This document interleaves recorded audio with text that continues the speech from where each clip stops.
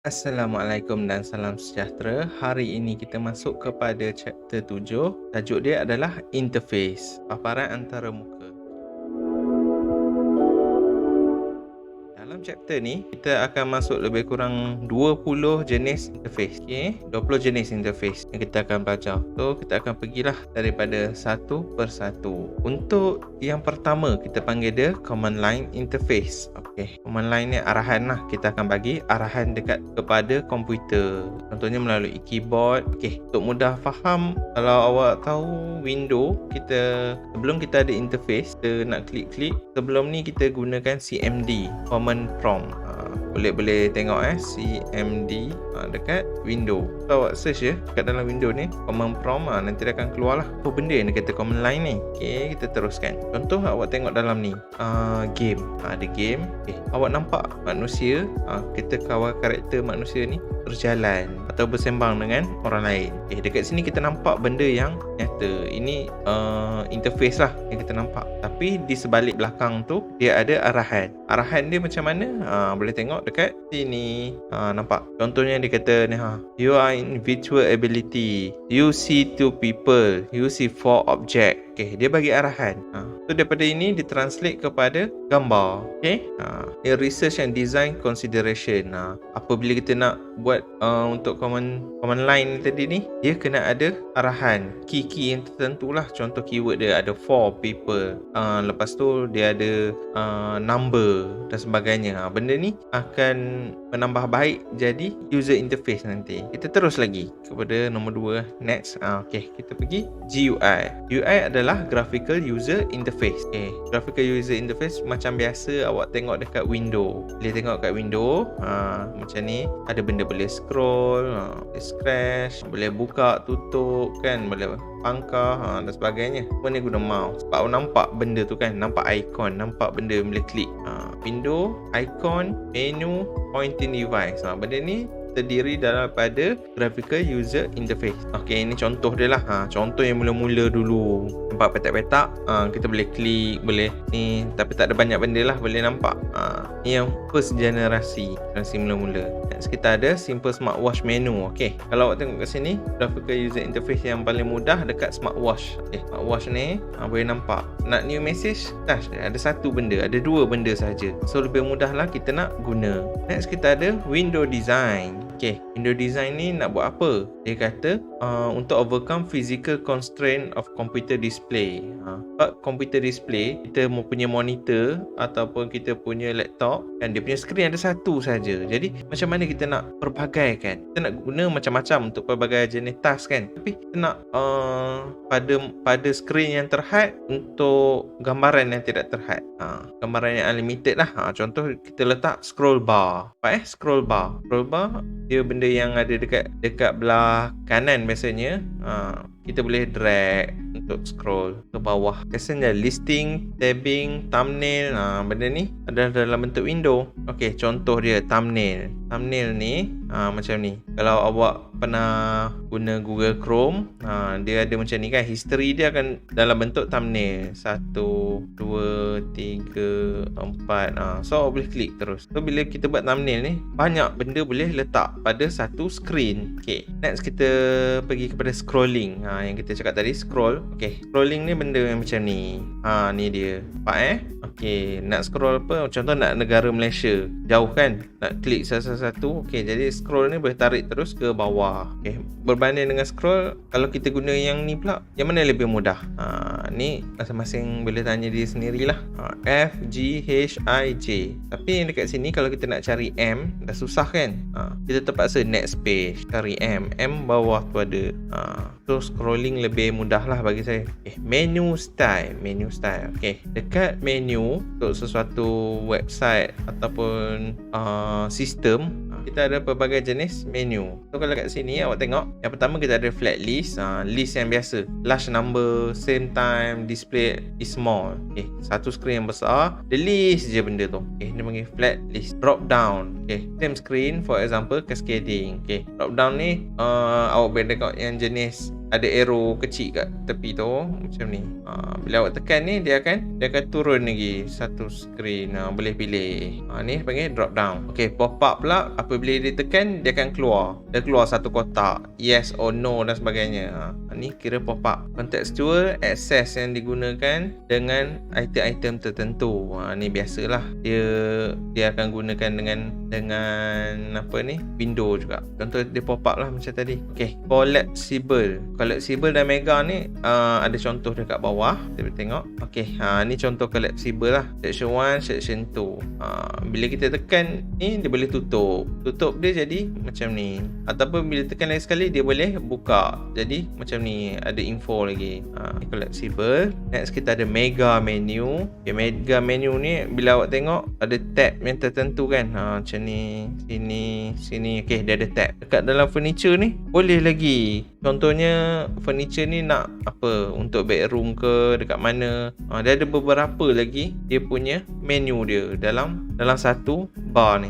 Tu dia panggil mega menu. Banyak sangat menu dia. Okay, daripada segi window tadi kita boleh tengok ada beberapa jenis kan.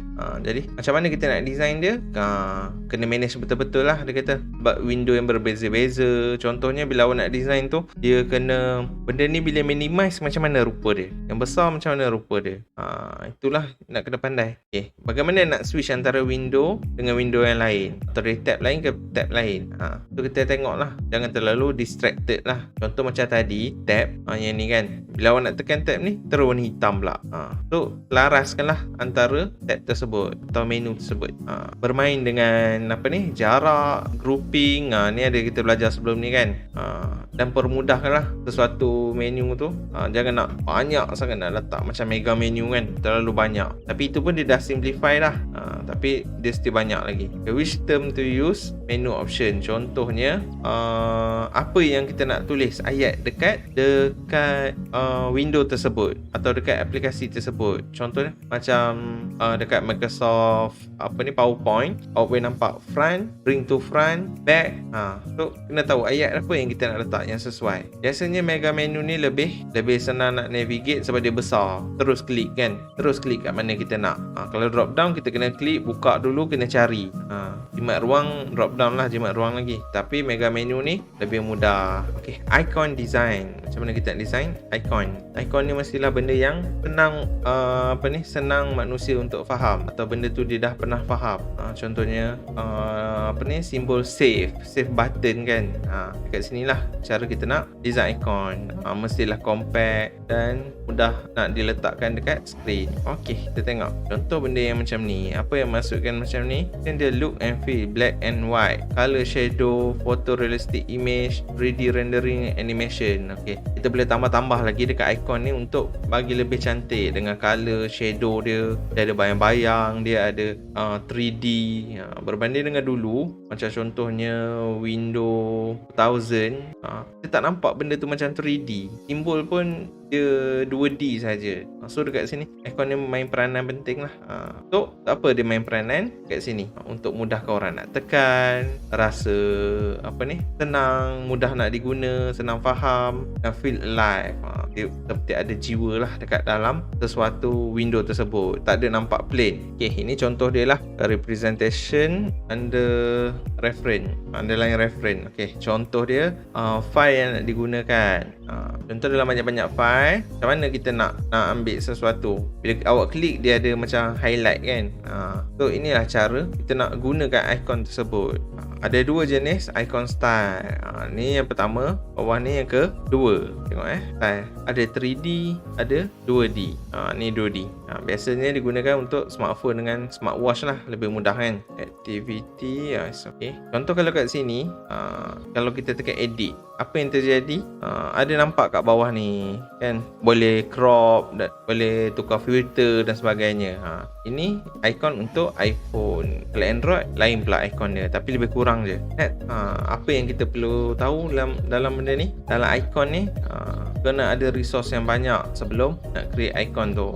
kena ada knowledge dululah, guideline, style guideline, icon builder, kena ada macam-macam benda, dan online tutorial. Kena tengok dululah orang akan pilih icon jenis apa. Text label dengan icon ni pun membantu kita nak mengecam icon tersebut. Contoh Facebook, kadang-kadang orang tak tahu F tu apa, so icon tu disertakan dengan text bawah.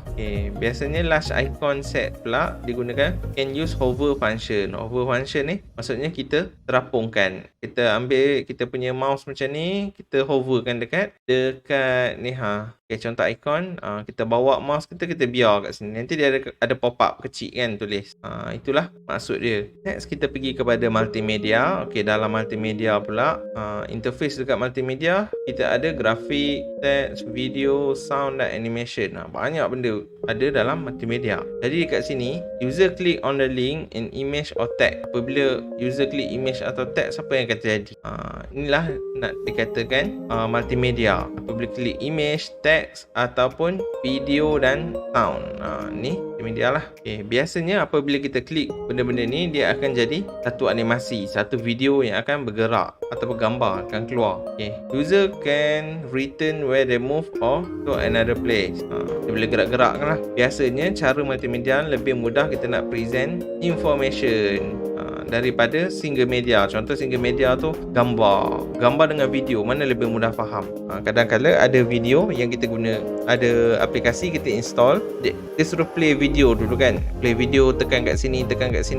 So video ni lebih mudah untuk faham lah. Ini dah kelebihan dan kelemahan multimedia tadi. Rapid access to multiple presentation, boleh pergi mana-mana. Cara yang lebih baik nak present, mudah untuk faham. Boleh encourage user to explore different part. Maksudnya user ni lebih senang faham, dia boleh belajar lagi. Contohnya dekat dalam game Mental Story lah, biasa guna multimedia ni. Ni contoh kita guna multimedia learning app untuk design untuk tablet.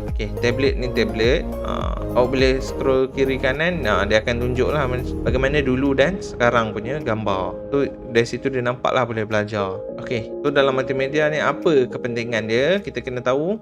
Apa yang kita tahu, multimedia ni memang membantu pengguna lah untuk belajar. Boleh keep track, boleh integrate dengan beberapa jenis representation, berbagai jenis lah. Boleh ada interactivity, ada simulation, ada berbagai jenis kan. Sebab multimedia ni ada 4 kategori kan. Biasanya dia bagus untuk support activity, contohnya browser, tapi kurang sesuai untuk pembacaan yang panjang lah. Nanti orang akan bosan. VR ni atau nama panjang dia virtual reality. Ini adalah simulasi lah. Apabila kita pakai Google VR, kita akan nampak situasi yang 3D space, ruang 3D. User experience pun akan meningkat lah, sebab dia merangsang mata dan kita punya pergerakan badan. Daripada multimedia kita tengok dekat skrin. Kalau VR ni dia seperti macam dunia sebenar, tapi dunia dalam komputer lah. Tu boleh search lah nanti VR ni, kalau siapa tak tahu kan. Ataupun tengok YouTube VR. YouTube VR tu antara yang kalau kelemahan dia ni lah, kena pakai head mount ni dan dia sangat tak selesa lah, sebab dia berat kan dekat depan macam ni, dia berat. Dan kadang-kala boleh menyebabkan motion sickness. Ada orang yang tak sesuai, dia pening kepala kan, sebab mata tu terlalu fokus dekat situ. Nanti kalau rajin, nanti awak boleh tengok VR yang kita gunakan. Kita ada ni Google dia, yang tu murah je, awak boleh beli berapa ringgit kat Shopee ataupun mana-mana lah online, dan awak ambil smartphone, letak dalam tu. Cuma smartphone tu awak buka lah YouTube VR. Jadi dekat situ awak dapat merasai pengalaman VR tersebut. VR ni guna dekat video game, arcade game, terapi, emotion, macam-macam lagi lah. Contoh kat sini lah, nampak dia rasa macam 3D, nampak polygon ni orang ni. VR ni dia jenis realistik, jadi lebih mudah lah digunakan dalam pelbagai jenis simulator dan menangani fobia-fobia tertentu lah. Contoh ketakutan pada laba-laba. Dalam tu nampak laba-laba seperti sebenar, tapi bukan laba-laba. Dia hanyalah VR sahaja. Dari segi designing pula, isu dia nak tahu bagaimana nak navigate nak gerakkan satu karakter dalam VR tersebut. Nak seperti mana mana kamera akan ada dekat situ, bagaimana nak interact dia, nak gunakan apa, joystick ke, nak gunakan touch ke. Tapi touch tak susah sikit sebab dia dekat dalam. Biasanya dia ada dia punya alat khas lah untuk mengawal, seperti joystick. Website design, kebanyakan website dia menggunakan berdasarkan teks.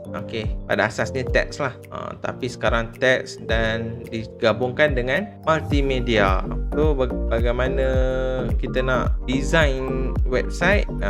Sebab website sekarang dia ada multi platform, jadi awak kena pilih dulu, guna keyboard ke guna touch. Sebab touch dia ada size besar mana yang boleh, keyboard pun ada besar mana yang boleh. Biasa keyboard huruf dia boleh halus-halus lagi, touch dia perlu zoom. Kalau tak boleh zoom, susah lah nak touch kan. Boleh tengok kat sini, vanilla or multi flavor design. So dalam kita nak mencari usability yang bagus kan, penggunaan yang bagus, kita kena tengok dulu orang suka design yang mana, ataupun yang mana lebih praktikal. Banyaklah kata-kata yang kita kena cari, kena tengok. Contohnya macam ni lah, dia cakap 2040, dia kata billboard going at 60 miles an hour, maksudnya laju, billboard yang sangat laju. Apabila orang membaca web, dia macam membaca papan tanda pada kelajuan 60 batu sejam. So pada kelajuan 60 batu sejam tu, berapa banyak huruf, berapa besar huruf yang kita boleh letak. Itu adalah dia punya main part yang kita kena tahu. Kena tahu macam mana mata manusia ni membaca kanan ke kiri, kiri ke kanan. Cepat tak dia nak baca dalam berapa 10 patah perkataan, 20 patah perkataan, berapa lama dia ambil masa membaca. Next, kita ada breadcrumb. Breadcrumb kategori label, dia kata. Apa yang kata? Kategori label. Contoh kat sini lah, kalau tengok kat sini, ada sini. Bawah dia nampak? Dia ni. Ni dia panggil breadcrumb. Dia ada kecil lagi dia punya ni. Iklan, in your face web ad. Iklan dekat website.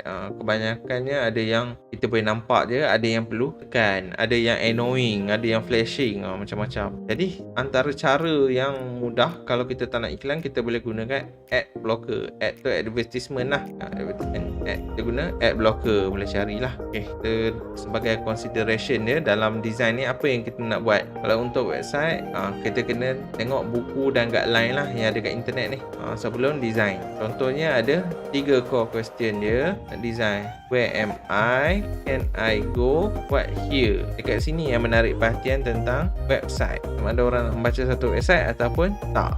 Dia bergantung kepada 3 soalan utama ni. Mobile interface.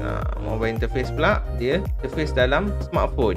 Contohnya mobile, kita ada telefon, kita ada fitness tracker, smartwatch. Benda ni benda-benda kecil yang ada screen. Manakala tablet pula dia lebih besar lah saiz dia.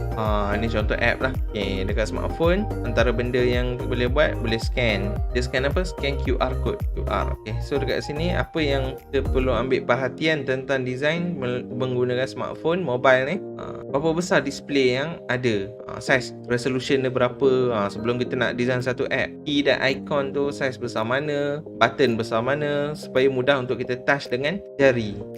Kena sukat lah, sebab dia kata mesti lebih besar untuk semua jari nak tekan. Maksudnya pelbagai kategori orang ke guna app kita. Jadi kita kena tengok lah. Kalau terlalu kecil, susah lah nak detect. Ada satu law, nama dia fit law.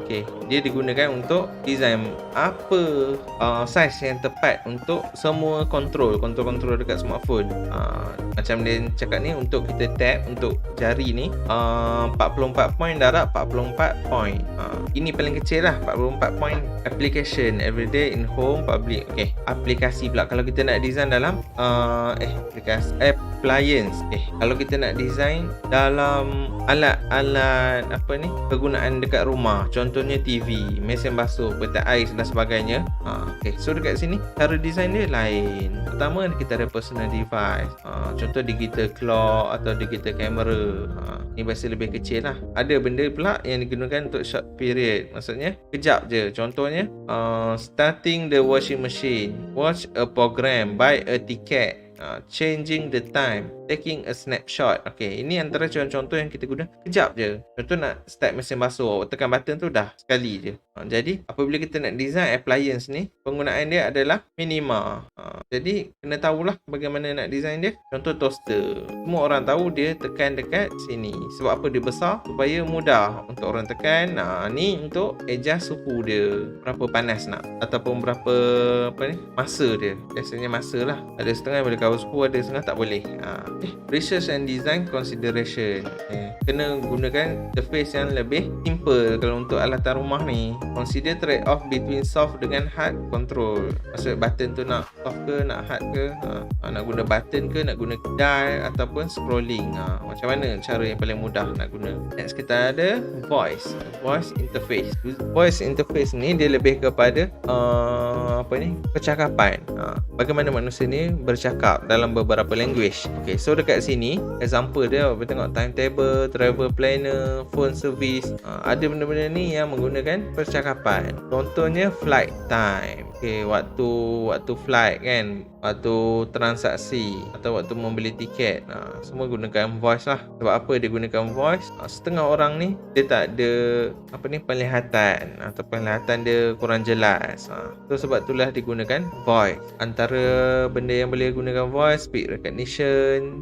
Maksudnya kita cakap dia automatik akan type. Face scanner, maksud dia scan betul dia akan cakap lah komputer tersebut.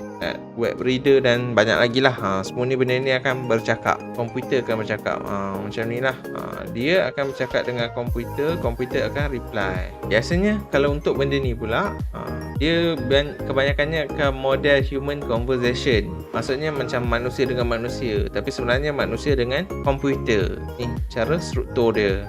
Cara ni dia akan control lah. Okay, contoh dekat sini, flexible system allow user to take initiative. I like to go to Paris next Monday for 2 weeks. Okay, dia dah cakap ni secara jelas. Bila orang dengar ni secara jelas, pergi mana, Paris, bila, next week, berapa lama, 2 week. Dia ringkas dan jelas. Ni antara struktur yang kalau kita nak design voice lah, voice user interface. Contohnya voice assistant, Alexa. Tak ada Alexa, kita ada Google dengan Siri. Sama je. Kalau Alexa ni dia ada home lah, dekat rumah lah. Apa yang dia boleh buat, pelbagai jenis boleh buat dengan arahan daripada mulut kita saja. Okay. Design consideration dia kena tahu efficiently, navigate efficiently. Kalau contoh orang tu cakap ni, check time kan, nak tengok jam pukul berapa, komputer tu boleh sebut dengan betul lah. Dan enable them to recover easily from error. Tak susah lah untuk cakap daripada komputer tu tak detect langsung. Kelemahan untuk ni dia ni lah, kadang-kadang dia ada dialect tertentu. Macam contoh kat sini, voice actor tu, suara siapa kita nak letak? Pertama kena male atau female? Mana yang lebih baik? Literal yang tak ada dialect ataupun yang ada dialect? So yang ni awak boleh decide lah. Next kita ada pen based device. Okay, kalau interface berdasarkan pen based device, pen yang untuk lukis-lukis, contohnya tablet, digital ink dan sebagainya lah. Benda-benda ni, atau komputer yang ada pen. Jadi benda-benda ni bila ada pen, dia halus. Macam ni. Anoto pen ni dikatakan adalah internal component. Dia akan record. Dia akan record lah apa yang kita tulis. Advantage dia, dia boleh existing document. Dia boleh tahulah, dia boleh not existing document, fill in paper based form that can convert into digital record. Sebab dia dah tengok tadi kita sign apa benda kita tulis, dia boleh jadi digital record. Jadi awak boleh print balik benda tadi tu. Betul boleh gunakan remote team. Remote team maksudnya nak communicate orang yang tempat berbeza tapi dokumen yang sama. Touchscreen antara benda yang paling banyak touchscreen adalah smartphone kan. Tapi smartphone tadi dalam kategori mobile. Okay, so dekat sini yang touchscreen tinggal adalah ATM atau beberapa jenis lah mesin. Mesin kios kan, kita gunakan touchscreen. Kadang-kadang dia ada multi touchscreen ataupun single. Kebanyakannya bila touchscreen dia boleh buat swipe tentu, flickering, pinch, pushing dan tapping. Ni arahan untuk multitask punya touchscreen. Kebanyakan dia guna iPod, tablet, tabletop, smartphone. Semua ni lah. Ni ada test multitask surface. Dia touch, maksudnya kat sini bila dia detect macam ni, maksudnya dia boleh detect 10 jari.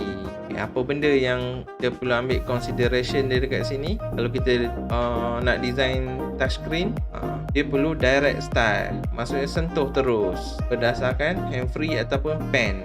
Multitouch boleh ke tak? Biasa kalau awak pergi dekat ATM kan, nak touch kan susah sikit kan, tapi dia buat huruf-huruf tu besar supaya mudahlah untuk kita tekan. Patutnya kalau elakkan jenis yang slow lah, macam kita tekan-tekan lambat respon, so berapa kali kita akan tekan. Next kita ada gesture based term. Gesture ni pergerakan lah, tangan, contoh kamera recognition sensor. Kat sini apa yang dia nak detect adalah tangan manusia, contohlah yang dia bagi. Bagaimana nak detect? Contoh kat sini, dia detect berdasarkan tangan. Dia nak masukkan mesin tu, dia akan tolak macam ni. So mesin tu akan ikut lah masuk. So pusing, dia akan pusing. Tarik macam tu. Dia akan detect lah. Ini dipanggil Microsoft Kinect. Apabila nak detect tangan ataupun benda-benda lain yang nak detect gesture, pergerakan, kita kena decide start dengan end. Contohnya tangan tu, okay, dari mula ni, ini start ke end ataupun ni tengah-tengah. So kena pandai nak design benda tu. Dan bila tolak macam ni, dia sampai mana je dia boleh pergi, sampai end dia. So kena pandai decide benda ni lah. Kena decide dietic and waving. Kena decide benda-benda ni lah. Gerakan kita, tangan kita ada banyak kan. Ada yang tergetar, ada yang wave macam ni, wave lambat dengan wave laju-laju. Ada beza tak? Ataupun yang tak ada wave, dia stay. Bagaimana, realistik ke tak apabila dikatakan dengan mirror graphical representation? Soalan dia lah. Okay. Haptic feedback. Haptic feedback ni dikatakan adalah getaran yang dikenakan dekat badan manusia. Contohnya dekat pakaian ataupun alat yang mereka bawa lah, contoh smartphone lah. Haptic feedback ni sense of touch. Maksudnya, contoh bila awak on haptic feedback dekat awak punya smartphone, awak tekan A, B, C, bila awak type, dia ada vibrate sikit. Kita panggil haptic lah, supaya kita tahu benda tu kita dah tekan. Contoh kat sini, vibro tactile feedback ni, orang ni nak main violin, tapi apabila salah bunyi, dia akan vibrate dekat mana bahagian yang salah tersebut. So dia tahu dah tangan dia kena buat pergerakan yang macam mana. Ni exoskeleton, dia kata artificial muscle. Ni dalam research lah, bagaimana nak gerakkan masa melalui exoskeleton.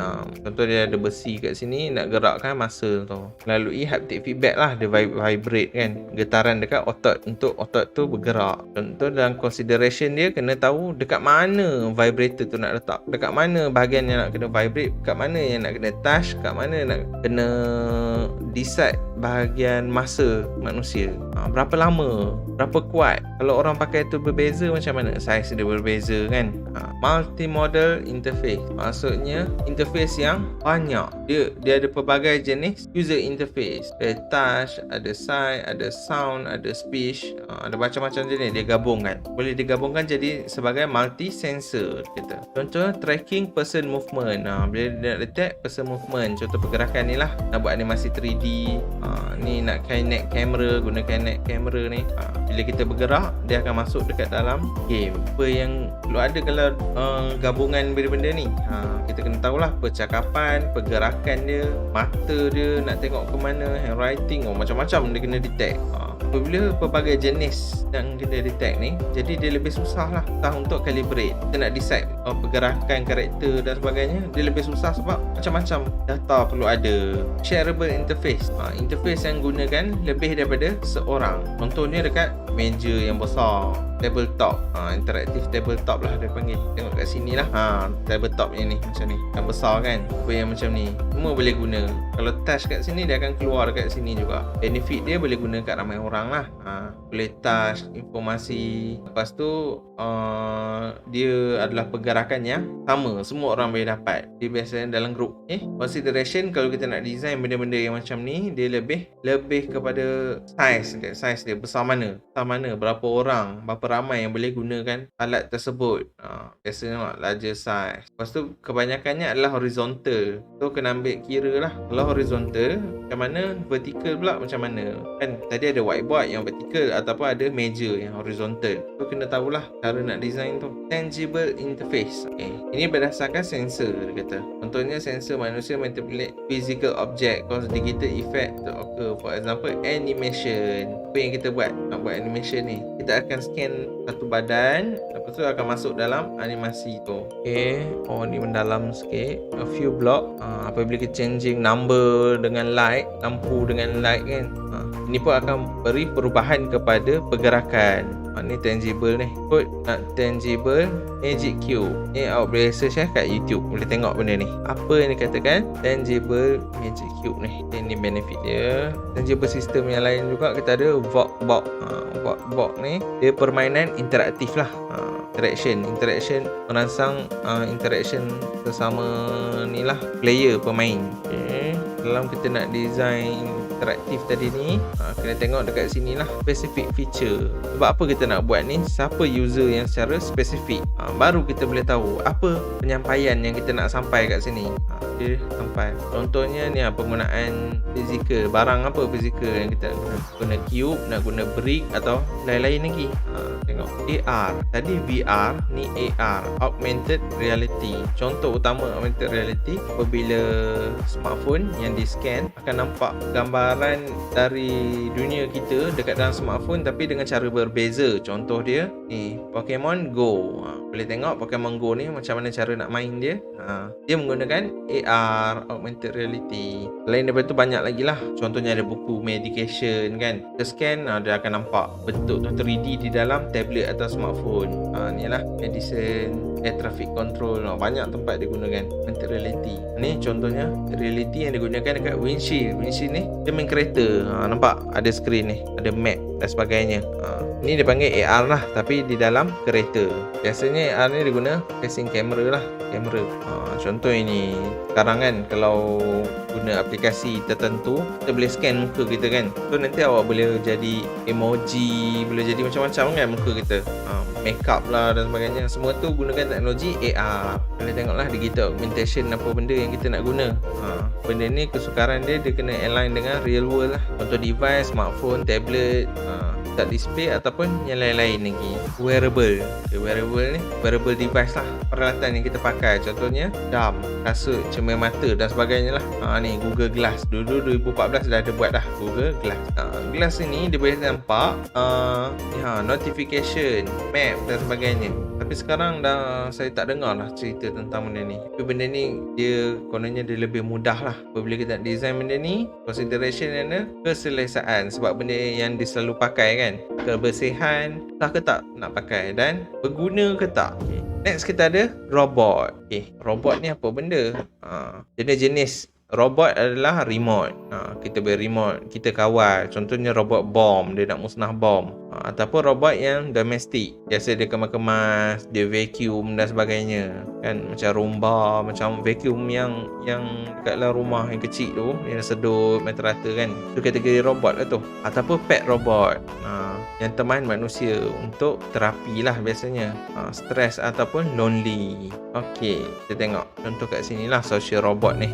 Mel Ampero, biasa yang dia buat secara cute-cute lah, macam ni. Ataupun ni penguin, dia nampak agak pelik sikit lah, dibangunkan oleh Mitsubishi. Next kita ada drone.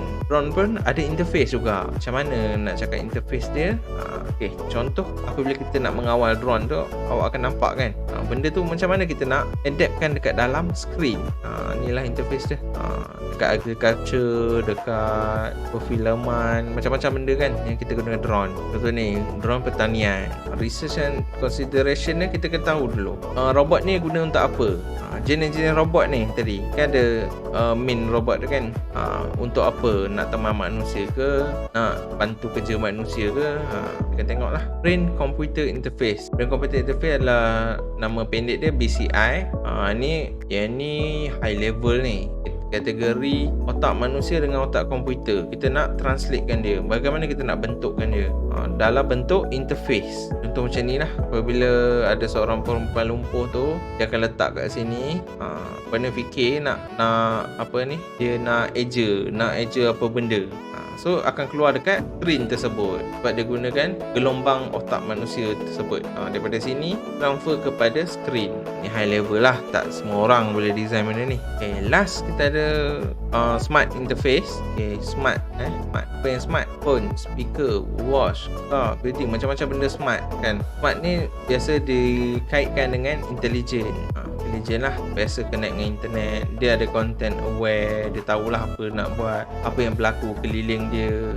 Contohnya Nest thermostat. Kat Malaysia tak adalah. Thermostat ni tempat nak kawal suhu. Contoh musim sejuk kan, dia nak kawal panas. Panas tu sesuai dengan suhu dekat luar. Luar sejuk, dalam tu akan panas. Lagi sejuk, lagi panas. So kat sini ada smart interface lah. Biasa dia kaitkan human building interaction automatic system lah. Kita nak buat automated system. Sistem yang automatic. Orang tak perlu nak buat apa. Barang tu sendiri akan bekerja. Tapi interface dia nak dikawal, kena guna cara smart interface lah. Dalam banyak-banyak interface ni, awak boleh fikir interface mana yang awak sesuai nak guna apabila kita develop sesuatu benda. So ada banyak benda tadi kan. So interface mana yang sesuai dan bagaimana kita nak develop interface tersebut. Setakat ini saja untuk hari ini. Sekian, terima kasih.